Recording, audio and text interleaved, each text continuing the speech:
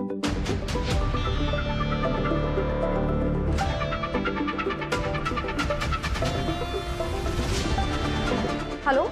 जय हिंद.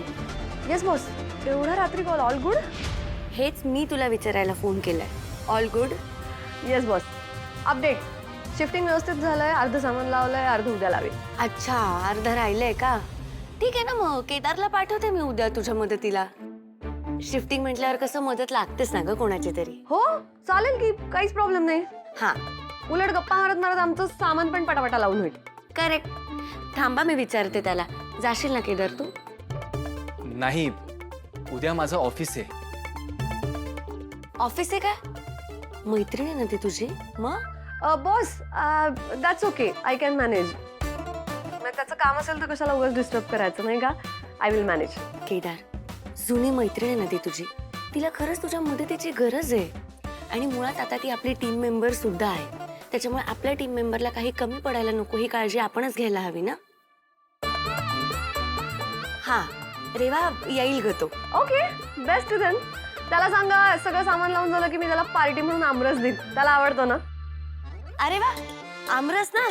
आमरस खूप आवडतो त्याला. दिवस रात्र खाऊ शकतो. लस्सीपेक्षा जास्त आमरस आवडतो त्याला. ठीक आहे, चल बाय. Bye boss. बॉस, हे सगळं का? का म्हणजे?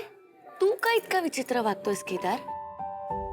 अरे आपलं लग्न खोटं असताना सुद्धा तू माझी इतकी काळजी घेतोस. मग जिच्याशी खरं खुरं लग्न करायचंय तिची काळजी घ्यायला काय हरकत आहे?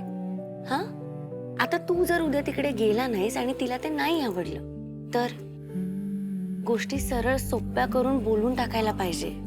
तू गोष्टी जितक्या सरळ सरळ बोलशील त्या तितक्या लवकर सोप्या होतील.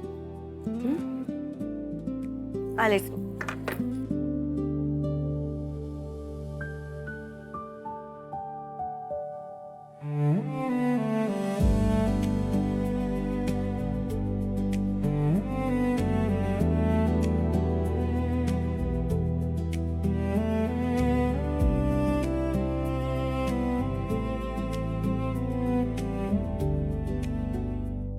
सावकाश सावकाश.